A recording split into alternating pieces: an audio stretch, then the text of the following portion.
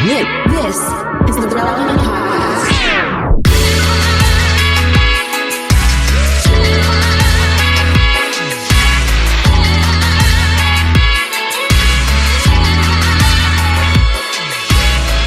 It's episode 1038, and it's the Relevant Podcast. Here in Orlando, I'm your host, Cameron Stray, and joining me from Loverland, Virginia, it's Jesse Carey. Hello, hello. From Nashville, Tennessee, artist, producer, mogul, Derek Miner. What up, though? And still in Houston for a wedding, our very own downtown Emily Brown. Hey, y'all. Jamie's off this week once again. We have a great show in store for you today. Coming up later, Shane Claiborne joins us. It's been a while since we've talked to Shane. He's one of our favorite activists and thought leaders. We also have slices.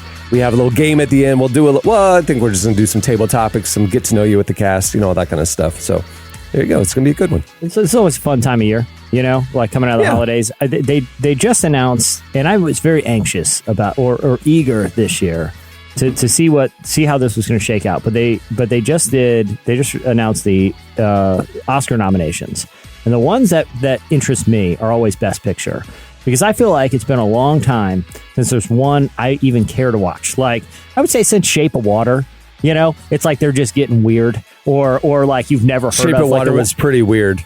I'm sorry. Even the one last year I heard was a good movie, but it's like the Coda. Coda. It's like. When did this even release? Like, what is this film? I know no one in this. I don't even know where. If I wanted to watch it. Like, it just seems like they're so out of touch. I can't tell you how thrilled I am. Top Gun Maverick is up for Best Picture. I have a theory. If Top Gun Maverick wins, I think it's really gonna it's just gonna inject optimism into our society. It's gonna be looked at as the turning point. Like, man, remember when we came out of the pandemic? And everything was, pretty tough for a while, and everything was a bummer. Then Top Gun Maverick won Best Picture, and the whole world was just like, shirtless football is a good thing, and it should be celebrated, and we just need to love life. Guys, are you...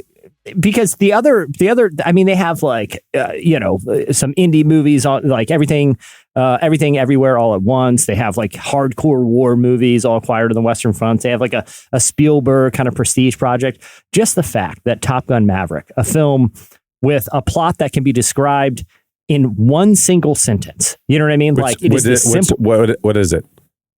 that sentence? Disgraced fighter jet pilot pulls off impossible mission. Period. That's all you need to know. Who's the enemy? They don't even tell you. It doesn't matter. All you're doing is watching Tom Cruise look cool for 2 hours, and you're going to love it. There is no plot. There is no enemy. It just looks awesome. I'm here for it. I was so stoked. I have not seen it, nor have I seen the first one. You don't need to see the first one. See the second one, though. It's good. Okay. It is You'll good. enjoy it. Good? It is funny that Top Gun Maverick is awesome. nominated, because it does feel just like a random pick for the Oscar, because they normally are these like weird indie super prestige ones, and then it's like Top Gun, just guys being dudes, and I love it because Guys being dudes. I think it's so funny. I mean, I had a great time watching it, but what's also funny how is can you not? I do think Top Gun Maverick, didn't it also get nominated for like best screenplay? I think it did, which is extra funny considering, like you said, the whole movie can be summed up. There is no plot. There is no plot. So there's and the movie has one mission. It's not like you follow them through this whole career. It is one mission, and they spend about 2/3 of the movie re-explaining the mission. And I right? still don't It's just know what it over and was. over. You see video simulations. You see them in a classroom. You see them test flying it. It is building. It is like we are going to make the simplest movie in a world where like there's multiverses and Christopher Nolan reversing time and movies get so you feel like you got to take notes in half the movies you see these days. Like, all right, so which universe did he cross parallel, inject himself into the quantum manium? Okay, I think I'm following. This one is like, no, dude, they have to fly a jet through the mountains and blow up a gun, and we're going to walk you through it 15 times before it happens, so you're very clear on to me. It simplified it so much that I was just like, dude, I am here for this. Derek, I'm kind of shocked you haven't seen it. I think this is played in my personal hell, I think. It's actually a good movie. He's making it sound terrible. It's actually a lot of fun. You would enjoy it. It's a good popcorn movie. Do you disagree with my assessment, though, that it is one mission that they spend most of the movie just re-explaining over and over again. Well, now that you're saying it like that, you're making me like the movie less. You know what I mean? Like, I enjoyed the movie, and now you're making me go, oh, yeah, that was stupid. That's why I enjoyed it. Because they zig where the whole world's zagging. The whole world's zagging where you got to watch 15 movies just to catch up. I'm out, bro. Like, I feel like I can't go to a movie these days without like having to read like a primer on the internet about like the 5 preceding movies. Derek, this has no appeal to you. There's nothing in this movie for me. You would like it, dude. I'm telling you, I know you. You would enjoy it. You would enjoy it. This man said that the movie is about the same mission being played 15 times over. But it's like one in the cool classroom, mission. one in the simulator. Derek, you'll enjoy it. Trust me, you'll enjoy it. It's a good movie. It's fun. It is good, but that's what I'm saying. It's good because you don't have to think. Like, Is there action in the movie? Oh yeah. They refly the same mission over and over. Everyone I've talked to that's seen it, they have not regretted mission. watching it. It's a great mission. Nobody walked out of seeing it and didn't love it. Everybody who saw it loved it. Yeah. That's the truth. And I don't apparently know one someone in person the that's Academy seen it, really bro. loved it because they wanted it to be a nominee for Best Picture. Two I do hope Americas, it is a bro. turning point, like you said, Jesse, because again, I love like the cool indie movies and stuff, but I also love a good movie where, you know, if I just like check out for 5 minutes and hop back in, didn't miss anything. Maybe a shirtless scene, whatever. Like, Listen, Got you. exactly. I don't watch those kinds of movies, Emily. Goodness gracious. But here's the thing. Shirtless scenes. I think the trajectory of pop culture will go one of two ways. If you have either Top Gun or Elvis winning, it's going one way. If you have a movie called The Triangle of Sadness, which I'm certain nobody has seen wins, That pop sounds culture's going a awful. different direction here. Like, I'm let's not lying. just That sounds awful. exactly. Let's go Top Gun. But are the not Triangle of Oscars pop Sadness. culture though? Are the Oscars pop culture? Because I feel like they haven't been pop culture for a long time. That's a good point. Well, how about this? How about this though? The Oscars still can demand the attention of pop culture. Look no further than the Will Smith slap last year. Like, if it wasn't for the relevance of the awards ceremony, I don't think that would have been as big a deal. Like, I think the Oscars still can command a huge I presence think it in was pop a culture. big deal because Will Smith smacked the taste out Chris Rock's mouth. And it was Will I don't Smith. think. Yeah, that's what I'm saying. I think Will Smith, it was bigger than the Oscars. yeah. Yeah, in but- my opinion. But That no could have question. happened at Chipotle and it'd have been the same thing. I don't think it would have been. I think it would have been an interesting story and people would have talked about it. But there's something about them in tuxedos at this like kind of formal event that's on primetime TV, where pretty much actors are there solely to celebrate the work of someone like Will Smith, who actually won Best Actor that night. Like, to me, his positioning in the movie industry, like you said, he is bigger than the Oscars, but the Oscars, provided the platform for that to be this crazy pop culture moment, Did they take away his Oscar? Or I know they banned him for 10 years, but No, he they still didn't has take it. it away. And, But yeah, he can't. He can't come back to us for 10 Yeah, years. interesting. All right, well, we have a great show. Let's get going. Stay tuned. Up next, it's Slices. I changed my outfit one too many times. Every whisper, every hair is out of line. I'm borderline insane. Every time you say my name, I wonder if that'll ever change.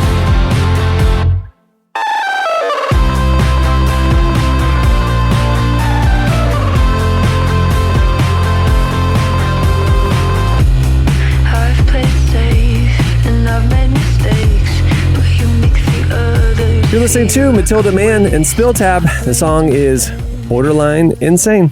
Today's podcast is brought to you in part by Mercy Ships. Globally, 5 billion people lack access to surgical care. In sub-Saharan Africa, there's only one surgeon for every 200,000 people. Mercy Ships provides free, life-transforming surgeries for people who have little to no access to medical care. They help the blind see, straighten twisted limbs, remove deadly tumors, treat cleft conditions, and so much more. With state-of-the-art hospital ships, they provide safe surgery to children and adults living with treatable conditions, and it's completely free of charge. They do all this work with an all-volunteer crew of professionals who donate their time and talents. Surgeons, stewards, nurses, engineers, and more make the world a better place. Your donation today provides free, safe surgeries to people in desperate need of help. All gifts are matched, so please donate today at mercyships.org/relevant. Today's podcast is brought to you in part by Tim Tebow's book, Look Again. Have you ever wondered what would change if you truly believed you were infinitely valuable to God? In his New York Times bestselling book, Look Again, Tim Tebow reveals the powerful truth that when we learn to see the image of God in every person, including those we struggle to love, everything changes. Tebow shares incredible stories from his work with people the world often overlooks, and it will challenge you to stand up to the lies, rediscover the worth that everyone has, and impact the world for good. Find Look Again by Tim Tebow, available now wherever books are sold. Okay, it's time for Slices. What do you have, Jesse? All right. This one, people can go to relevantmagazine.com to learn more about this particular story about the recent findings of a poll from an agency called Morning Consult. Basically, they did a bunch of research on what are the American public's thoughts about various film directors. Now, there were two kind of notable findings. This study is crazy. Emily, I know you spent some time looking at it. It's like 400 pages, literally 400 pages. I was kind of going through this morning. But one, and this is, they found that among the 18 to 34 demographic, among major kind of Hollywood directors and filmmakers, who do you guys think had the highest favorability rating among the 18 to 34 demographic? Young adults. Hold on. Young adults. They're cool. I found this very surprising, but after I started thinking about it, I think I kind of understand why. So wait, young adults, 20-somethings would have been formed 10, 15 years ago when they were younger. So Pixar would have been big. What was a big movie Marvel, 10 years ago that a 12-year-old would have seen? Marvel stuff. Yeah. Probably in that lane. The director with the highest favorability rating among 18 to 34-year-olds is Tim Burton. Now, I started thinking about why this would be. I could see that. And I think it's for a couple of reasons. One, I think obviously like The Nightmare Before Christmas, like Batman, even Wednesday recently was a huge hit among kind of the 18 to, 25. I think that's probably right in that show's sweet spot. But I also think he has such a distinct visual style that you automatically know when you see a Tim Burton movie. It's like, oh, this is clearly Tim Burton. Like Wes Anderson or something. Yeah, right. Exactly. And I think because so many of his films have that fantastical element that it does tie it to nostalgia. That's just my guess.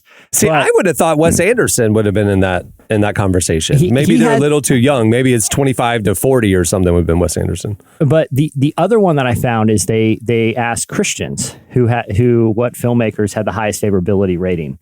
Any Kevin guesses? Sorbo. Kirk Cameron. Kirk Cameron. Oh. Have they directed anything? They probably have. I just haven't seen it. Any guesses? I'll say this. It's a very prominent name. It's got to be a family-friendly. Derek, who do you think? Christian's number one director. I'm going family-friendly. Jesus. Got to be like PG movies, G movies. Steven Spielberg. Let's go. Ding, ding. It's Spielberg. Spielberg is number one. Now, so I found that interesting, but not surprising. But then I started looking through the favorability. Safe. Yeah, exactly. He's very safe. They're family-friendly movies that and they're well made. But then I started looking through. I was just curious about the favorability ratings of directors. I'm going to name a director that has a higher favorability rating than Ridley Scott, Darren Aronofsky, both of whom have made biblical movies in Exodus and Noah. Has a higher favorability rating than Rian Johnson, Christopher Nolan, Wes Anderson, Jon Favreau, Patty Jenkins, Jordan Peele, Steven Soderbergh, even Peter Jackson, who makes Tolkien movies with heavy spiritual themes. Guess what director has a higher favorability rating among Christians? It is a pretty surprise. Quentin Tarantino. What? Among Christians has a higher favorability rating than all of those directors I just named. All right. Yeah, you got me there. I'd have never guessed that one. Just like given the that makes content no sense. of his film, like even non-Christians are sometimes like, it's a little much for me. That's interesting. I'm trying to think, like Pulp Fiction. He hasn't had a non-R-rated movie yet. Yeah, and not only are they, but they're all hard R rated. Right. that relish in violence and Kill Bill. Yeah.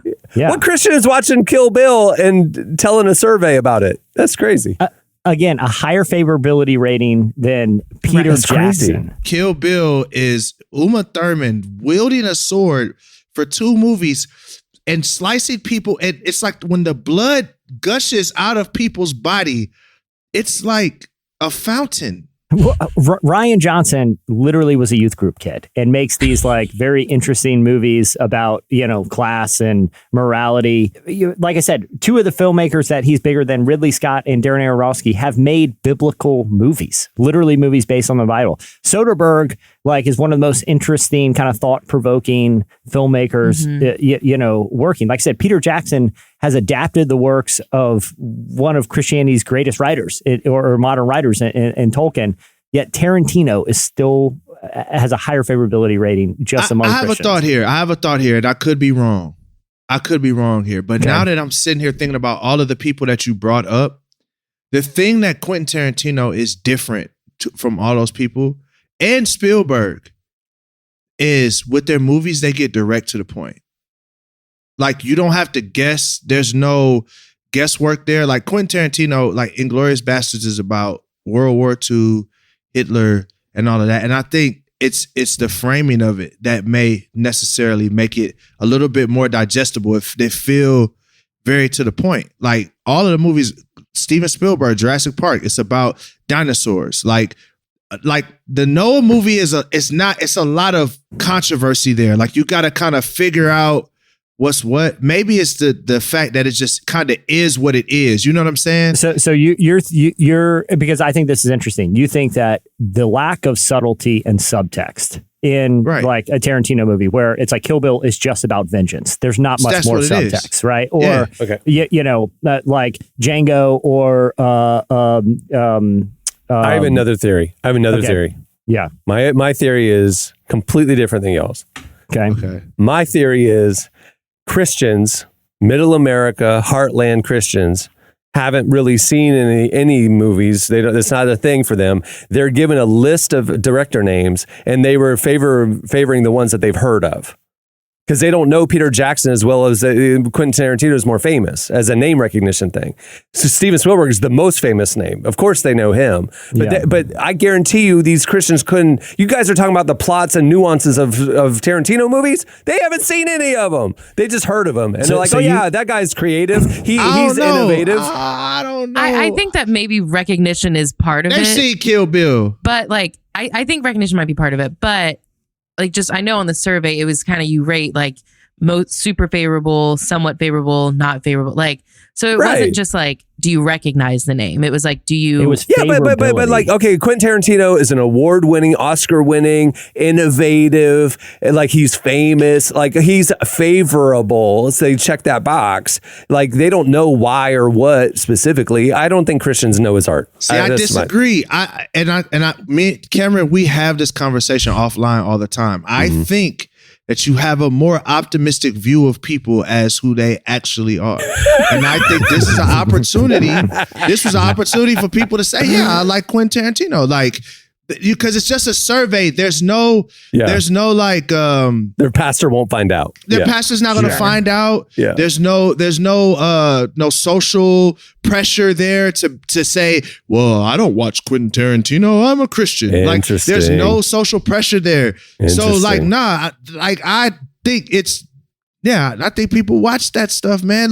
You can't tell me these movies are doing the numbers they're doing and Christians aren't participating in America when most of America is Christians. True. By title. I was talking about the K-Love audience. I don't think that soccer mom. They watch it too. Okay. They just make fun of you for watching it because of the social pressure. Because a lot of Christians are hypocrites. Let's just keep it real. Derek did mention how Tarantino films are very graphic and violent.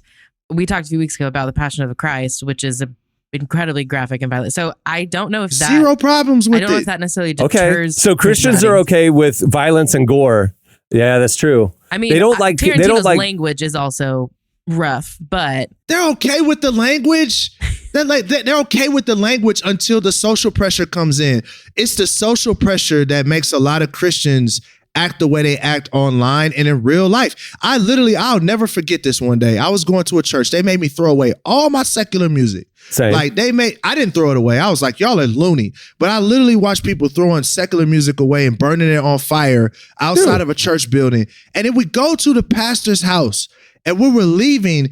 somebody's car cuts on and they are bumping Young Jeezy at ungodly levels. They forgot to cut it off before they went in the house. And I'm looking, I'm like, you threw away all your secular music, huh? Like, no, I'm not a fool. Like, it's the social pressure for a lot of Christians. Like, I'm telling you, bro, like people are not, like Christians are not as wholesome as we like to make it, but they project that because of the social pressure. Because it's a lot of Christianity has weird standards that we all have to live up to. Like, hey, oh my God, you're 40 years old, but you can't watch a movie with blood or cussing in it. Derek, Like, not everybody. I don't listen to like explicit lyric music, and it's my choice as an adult. Because you know what I mean? you are the sweetest human being, bro, for real. Like, no lie, bro. You are a really kind person. You believe the best in a lot. But, bro, that's not how this works, bro. Like, bro, most Christians voted for Donald Trump. He said he was going to grab women by their private parts, bro. Like, what are we talking about, bro? This man is one of the most, I'm not even trying to hate, but this man was one of the most immoral people in the world, and Christians voted for him in droves. That's so true. you're not going to sit up here and sell me that they're not watching Quentin Tarantino films, bro. I don't care. Go ahead. I'm sorry, Jesse. I've been cutting you off. No. I think you're right about the social pressure thing, and I think it honestly starts at the top. Like, I'm not calling out any names here, okay? But if you had like a prominent Bible teacher or pastor or worship leader, and you had a conversation with them off the record about like, hey, what do you think of Once Upon a Time in Hollywood or Pulp Fiction? Or I guarantee you they've seen them because they're at the end of the day, they're normal people. But then if you brought them on K-Love or you brought them on a podcast and say, hey, we were just talking about how you really liked Once Upon a Time in Hollywood, the scene where they burned up all those Nazis at the end. You want to talk about that? Of course they wouldn't do it publicly because there is social pressure and there is a dissidence between what we expect, you know, a quote unquote Christian to be and what they actually are in real life. Like that dissidence exists.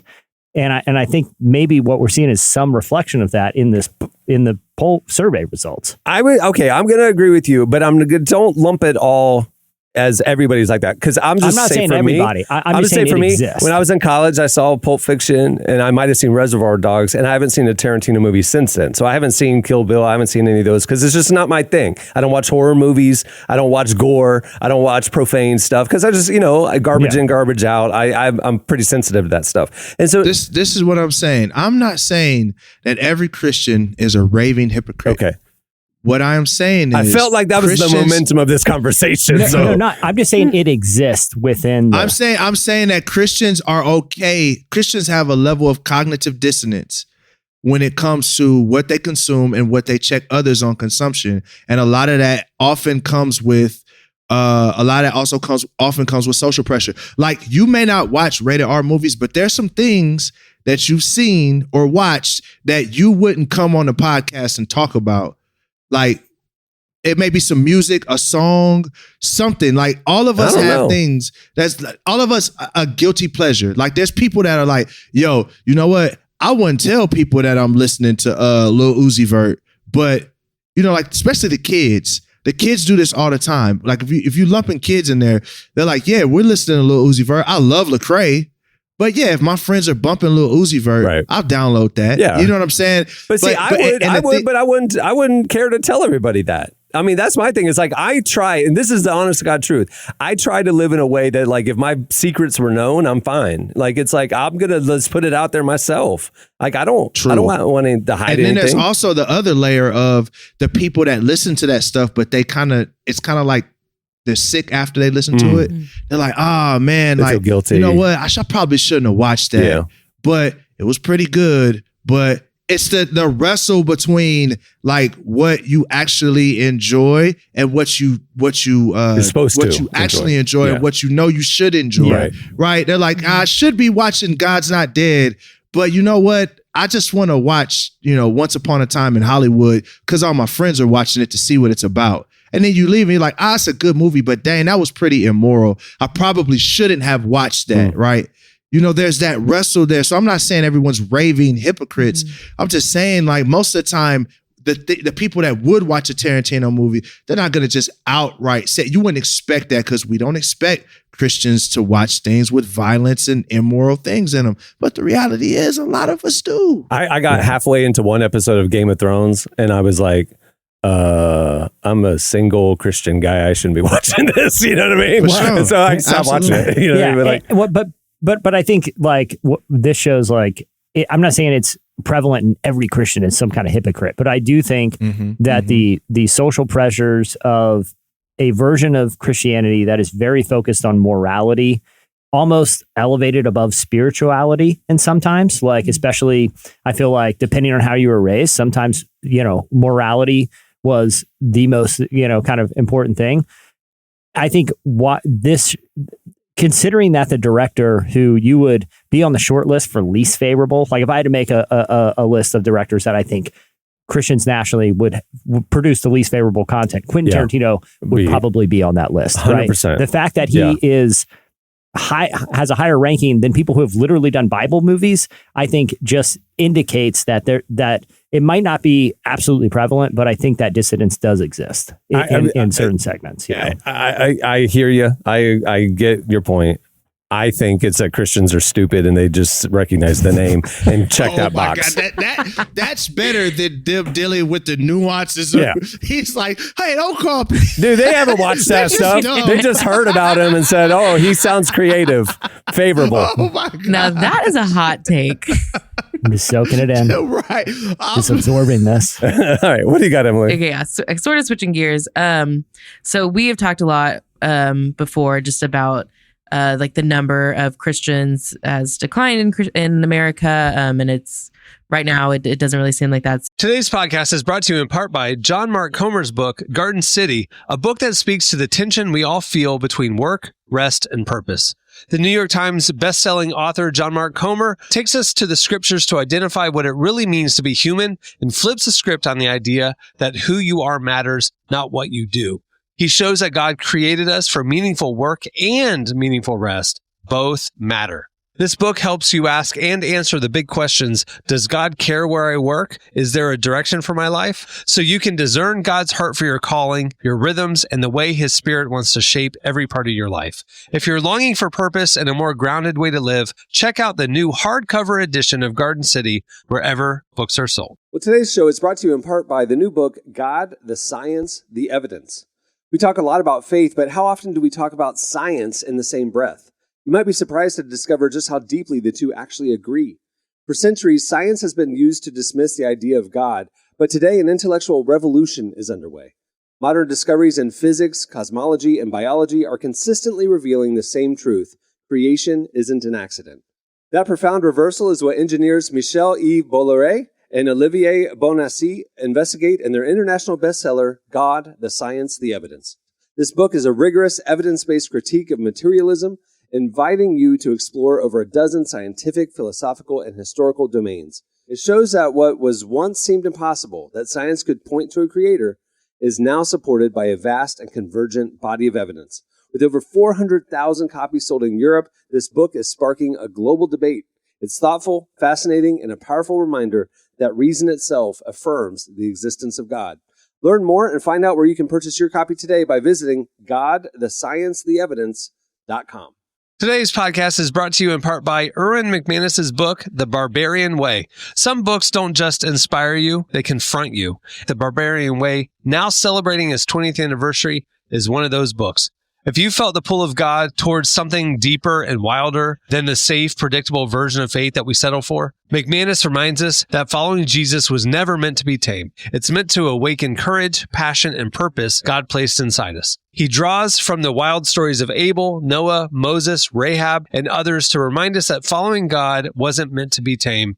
Safe faith isn't working. Step into the story God is writing for you. Choose passion, choose boldness, choose the Barbarian Way. Available now wherever books are sold. Changing, but a new study did come out specifically looking at the numbers post-pandemic, because that definitely changed a lot of things. And this new survey found that before the pandemic, adults age 18 to 30, about 70% were attending services. But since the pandemic, recent numbers show that it's only about 57% are still attending. So that's a 13% decline in just like 2 or 3 years. Is that all Christians, or is that our age demographic? Like sorry, yeah, that is the 18 to 30 range. 18 to 30 range. Yeah, it's dropped 13% just with young adults. And it's like 57% of all young adults, or all young adults who say they're Christian? Adults who say they are Christian. So I'm a Christian 25-year-old and only half of them go to church. That's crazy. Is it? That's crazy. It takes 30 days to develop a habit. I thought it was 21. Okay, 21 days to develop a habit, right? So we had to sit at home for a year and a half and watch, church on television, et cetera, et cetera. And we got comfortable. So you'd have to almost fight to break the habit of the comfortability at home. So to me, it's not that far-fetched, especially if your relationships in your congregation were pretty shallow. I went to a game last night with a buddy, and we were talking after the game, and I was asking him about this church that, he used to be a leader at. He was on the worship team. And I was like, how's it going over there? And he's like, actually, we haven't been since COVID. And he said, honestly, now I don't think I could get my wife to go to a church on Sunday. Like, we've just gotten so used to it after COVID that it would be too disruptive to our family and stuff. Mm-hmm. And they were like leaders at the church, and they haven't been back since COVID. So I think you're right.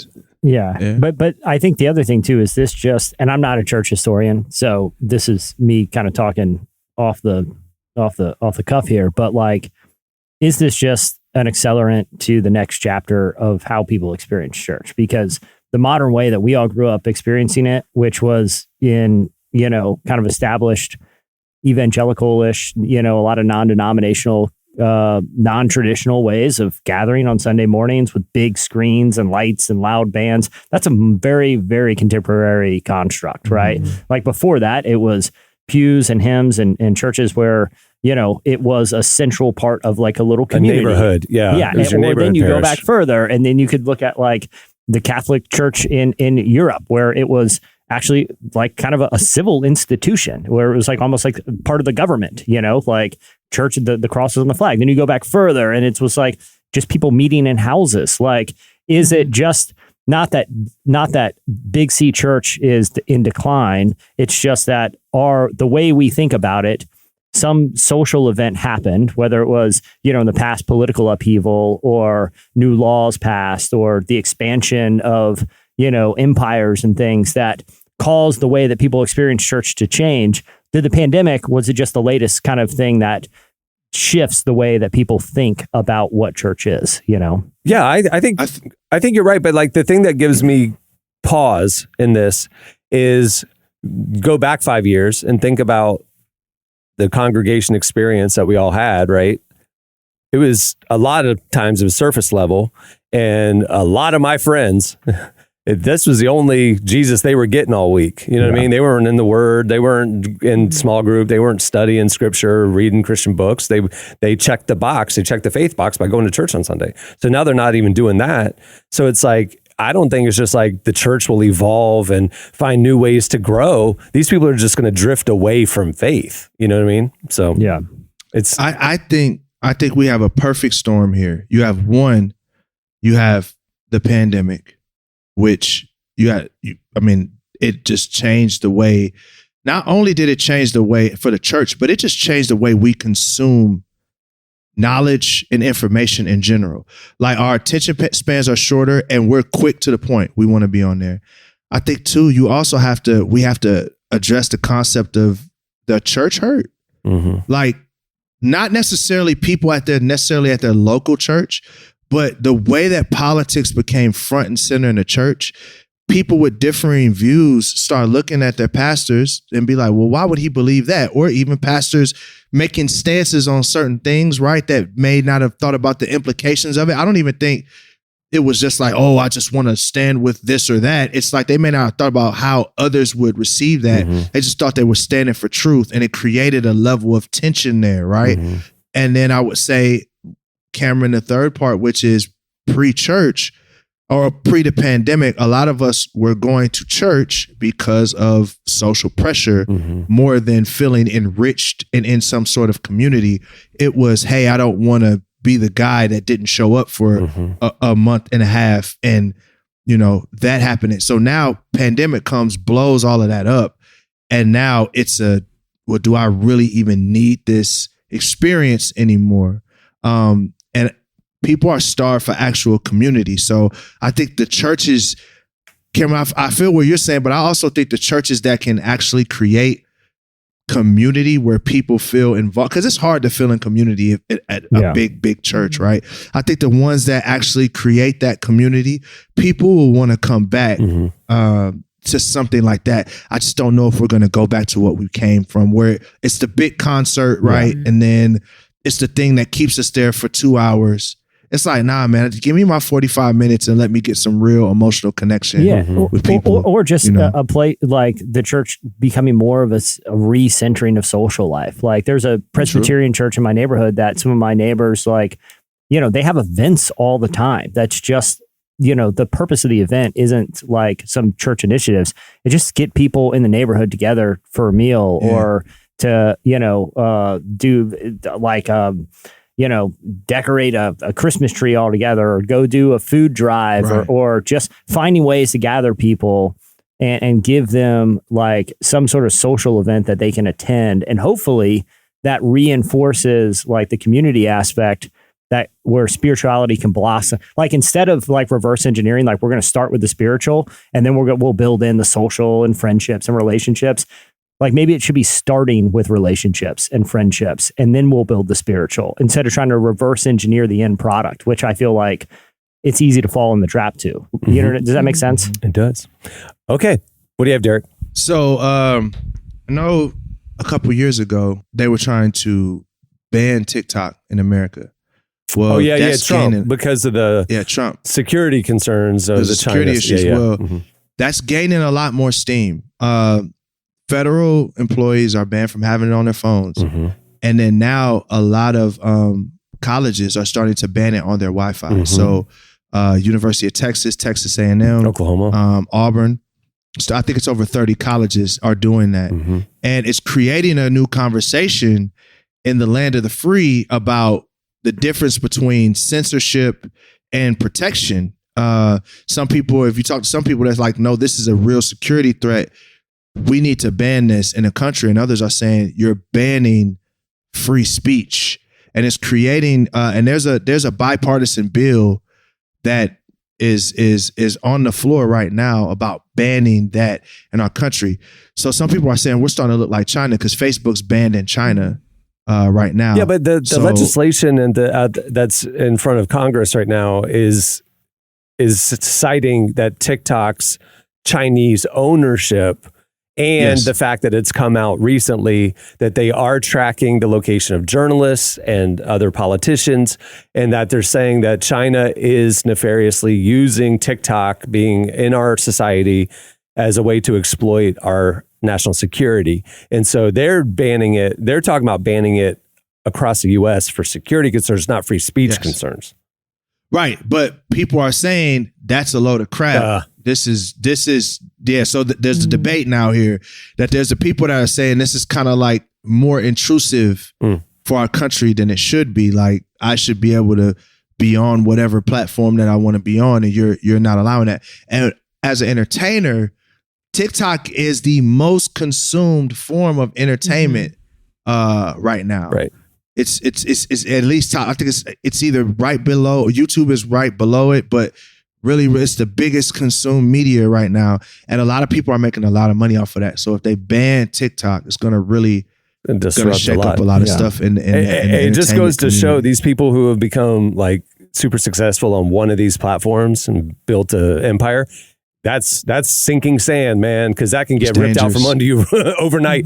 But the thing that's interesting, when Trump was railing against it about security concerns, what was being talked about and what was actually in motion was not that the app would have to go away, but the Chinese ownership of the app in the U.S. would have to end. And so basically, at that time, they moved all the data centers that has U.S. Data on it to the U.S., but then that actually has happened. That's current now, and they were going to create a separate division, TikTok US, and that they were going to break that off and break it up the way that they like back in the day they broke up AT&T and they've broken up monopolies. They were going to break up TikTok and force that the U.S. TikTok be owned by a U.S. company. Microsoft was in motion to buy it, and then the election happened and it stopped, because it wasn't a priority for the incoming administration, right? That's my guess of what'll happen. It won't be shut down and delete off your phones, but they're going to force the U.S. TikTok to be broken off of the Chinese ownership. That's my guess. Yeah, I would agree with that. Yeah. And I also have a twofer. I got another one. Trump back on Facebook. So just letting y'all know. Yep. He back on Facebook. He been gone for 2 years, but he back. I poked him this morning. I just want to read this because this is hilarious. Like, I forgot how funny, because I don't have True Social, so I forgot how funny that Donald Trump. So this is what Donald Trump says in response to being able to come back. He says, Facebook, you can hear it in his voice. I wish Trevor knew. I wish I was Trevor Noah. But Facebook, which has lost billions of dollars in value since deplatforming your favorite president, me, has just announced that they are reinstating my account. Such a thing should never happen again to a sitting president or anybody else who is not deserving of retribution. I swear this sounds like the Joker, but it's hilarious to me. Guys, I'm frazzled by this TikTok news. I just bought a Spark gas stove with a little app and I downloaded TikTok on it. Now what am I supposed to do? What am I supposed to do with my smart gas stove? Smart gas stove. You're Hey, funny. listen, TikTok's if you have a Tesla, TikTok's in your Tesla. So, Yep. I mean, if there's a security concern, I'm okay with whatever we need to do to fix it. Because I don't want to be the driving. Chinese are watching where you're driving, dude. That's exactly what's going on. I don't want to be an auto steer and then all of a sudden I go off the meter. Yeah, you don't want to say something negative about China and your brakes lock up because you got TikTok in your Tesla. All right, that'll do it for Slices. Stay tuned. Up next, Shane Claiborne joins us. Why isn't it so easy to just recognize the meanings of being true? 'Cause every time you see it through. Why isn't it so easy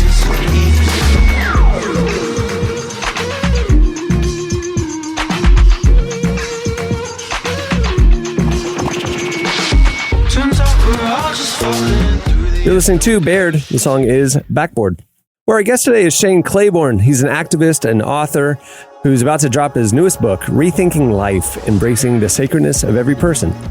He sat down with Emily to discuss what it looks like to advocate for every human life and how we can find hope in a difficult world. Here's our conversation with Shane Claiborne.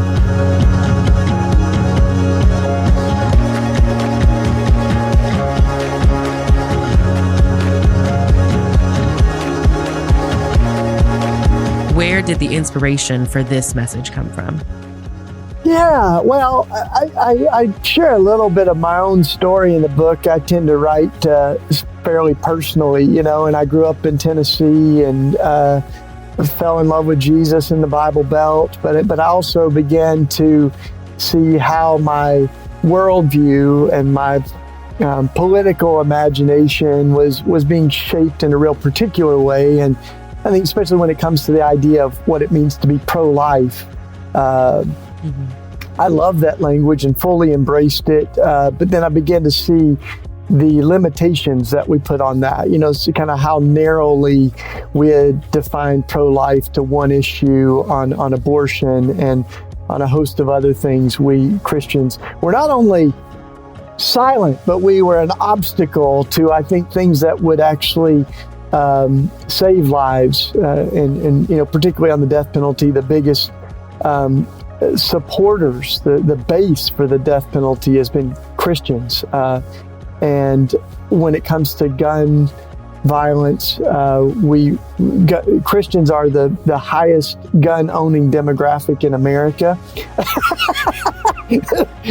Of course. So, all these things were troubling, but, I really wanted to not abandon the language and the idea of being for life, but to expand it, to really invite people to think more broadly. And that's what's happened for me is I'm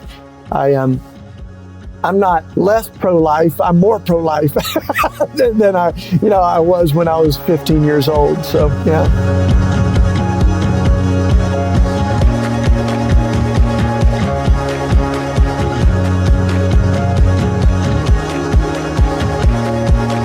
What can we as the church and as Christians do to make sure we're not politicizing this issue? Because, like you said, we should be pro-life, not because of politics, but because of our faith.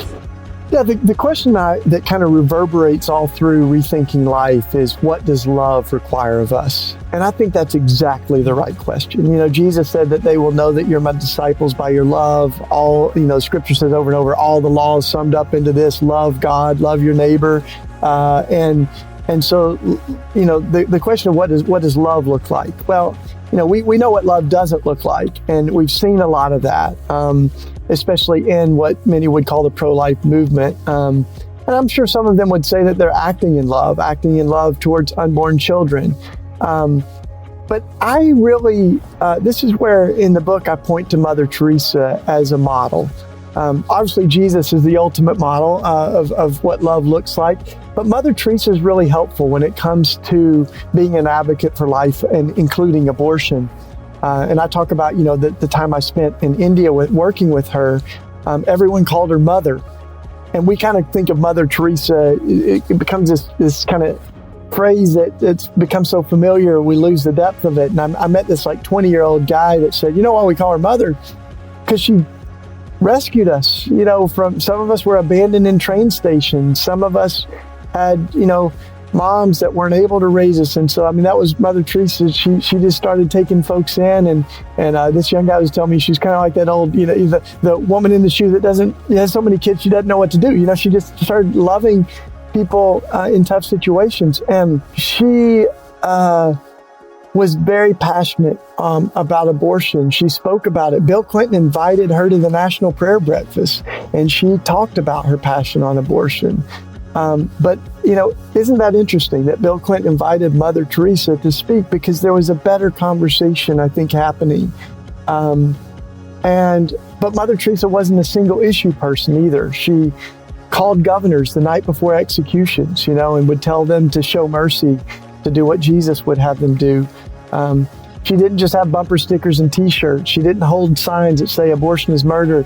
She came alongside people, and she had compassion along with her conviction on these issues. So I think that's really what the sort of posture we need, you know, and not just on abortion, but every issue, you know, and to think about the people who are impacted. And that's why part of this book gets really personal, because both my wife and my mom have been impacted by this, and you know, gave me permission. In fact, Katie wrote a section of the book, and so, you know, 1 in 4 women has had an abortion. That's what our statistics are. And so we need to talk about this in a way that respects the complexity and the pain and the impact that this has had on people that might be really, really close to us, and certainly are in our pews and workplaces, but probably even in our own family. So let's treat this issue with the love it respects, because it's not just an issue. You know, we're talking about people's lives.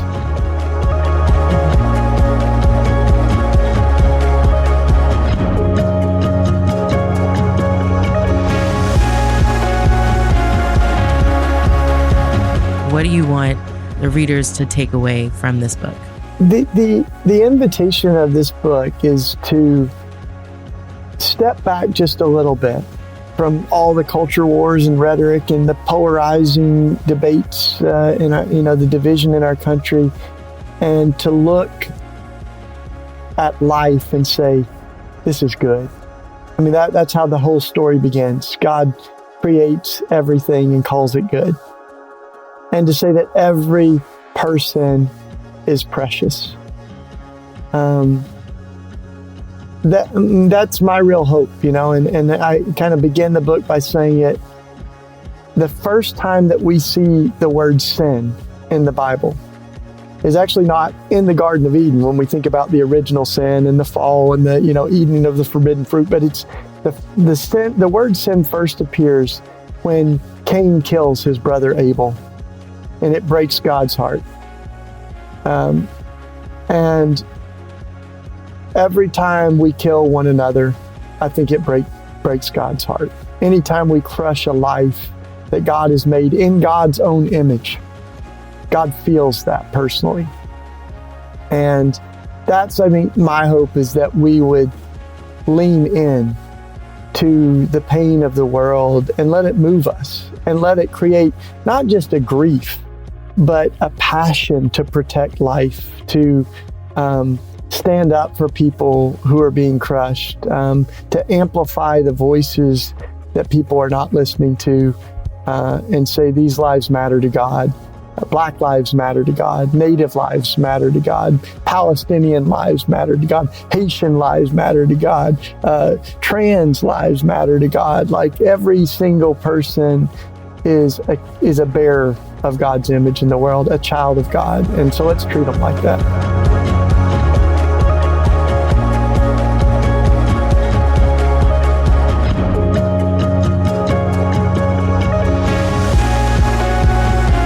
That was Shane Claiborne.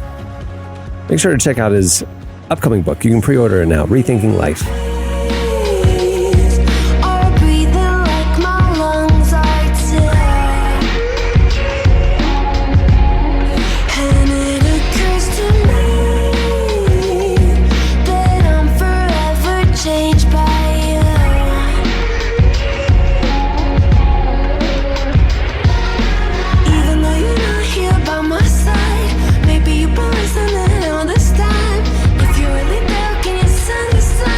Listening to Maud Latour. The song is Trees. I like that one. Well, today's podcast is brought to you in part by the new book, Confessions of a Christian Alcoholic. Author Jonathan Seidel knows firsthand how even believers can get stuck in shame and destructive habits, especially when it comes to one of society's biggest obsessions, alcohol. In Confessions of a Christian Alcoholic, he details his spiral into disordered drinking and shares the 4-step process he eventually used to break free. There's hope for alcoholics who become Christians and for Christians who become alcoholics. Find Confessions of a Christian Alcoholic wherever books are sold. What if you could change a child's life with just $10? Right now, thousands of vulnerable children in East Africa are suffering from jiggers. It's a painful, preventable parasite that burrows into their feet. Soul Hope is the only organization treating it through foot washing, medical care, and durable closed-toed shoes that protect kids long after treatment. $10 may not seem like much in today's world, but when we come together, those small gifts add up to big change. Join the 10 for 10 campaign. $10 protects 10 small toes. Visit soulhope.org/10 to give now. One small gift makes a big difference. Again, that's Soulhope, SOLE, hope.org/TEN. Well, I had mentioned that at the beginning of the show, I mentioned that here at the end of the show, we'd have table topics. We do not.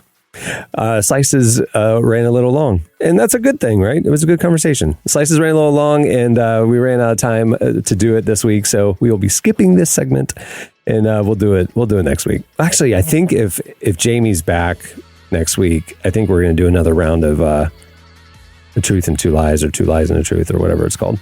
That was fun. All right. Anyway, well, before we wrap things up, again, I want to thank Shane Claiborne for joining us. Make sure to pre-order Rethinking Life now. Also, make sure to check out relevantmagazine.com every day. We're covering a lot of stuff there at the intersection of faith, life, culture. You can see our digital magazine there by clicking on the magazine tab. We've got great features in it, conversations with MIA, Sterling K. Brown, Elevation Worship, some other stuff. And if you want the beautifully designed, enhanced edition of the magazine, perfect for tablets and other devices, you can subscribe to Relevant Plus. It's our best way to experience our content. You get ad-free reading there at relevantmagazine.com. You get, like I said, the enhanced digital magazine. You get a exclusive subscriber podcast each week, and you get an ad-free version of this very podcast. Plus, a lot more will be rolling out this year. We're very excited about Relevant Plus. Plans start as low as $250 a month, and you can find out all the information by clicking the Relevant Plus tab right there in the header at relevantmagazine.com. Okay, on that note, we'll wrap it up. I'm Cameron Strang. I'm Jesse Carey. I'm Derek Miner. I'm Emily Brown. We will see you on Friday. Have a great week, everyone.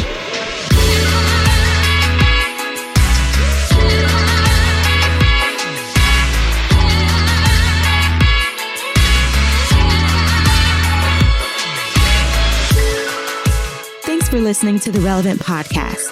Check out our features, interviews, and news updates every day at relevantmagazine.com. And make sure to follow Relevant on Facebook, Twitter, and Instagram for the latest. For more great podcasts, browse the shows on the Relevant Podcast Network, which you can find at our site. And while you're there, don't miss the all-new era of Relevant Magazine, A new issue releases every other month at relevantmagazine.com.